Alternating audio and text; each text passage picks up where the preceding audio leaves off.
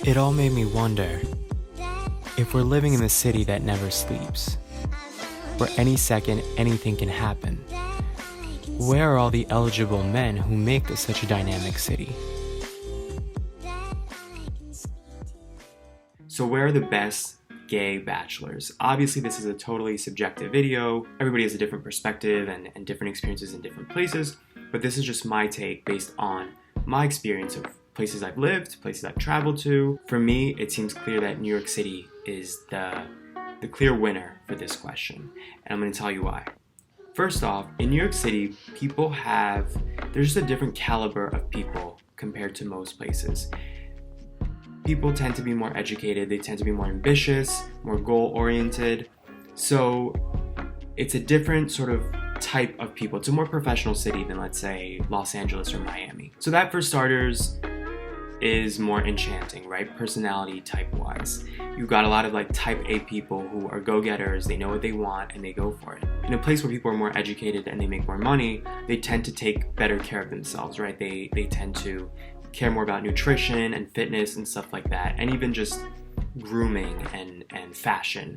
So aesthetically, even, I would say that in New York City, men make more of an effort, people in general, but that obviously includes gay men, make more of an effort to look their best. The interesting thing about New York is that sometimes you meet people who aren't traditionally beautiful, like they could never be like a supermodel, and they're not necessarily what you or most people maybe are attracted to, but there's something about them, about their look, that is very charming. They have like an allure, an aesthetic. And so when I lived in New York City, I found that there were guys that I was attracted to just because I was attracted to them physically, but then there were guys who I normally wouldn't be into, but because of their charm or their intelligence, their wit, I was enamored by them, and I wanted to know more about them. I have yet to have that experience in Los Angeles or in Miami, the other two places where I've lived long term as an adult. Sometimes I find myself missing New York for that reason, just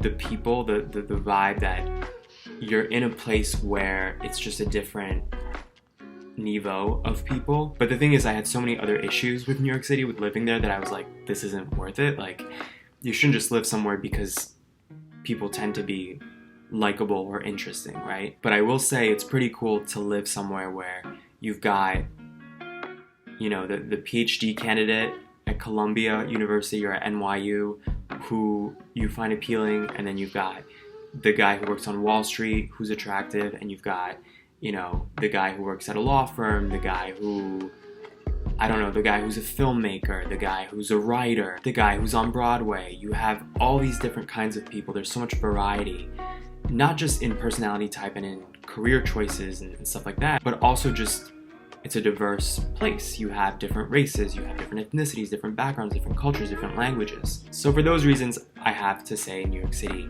has the best gay bachelors. Take it or leave it, that's my opinion. Always curious to hear what you guys have to say.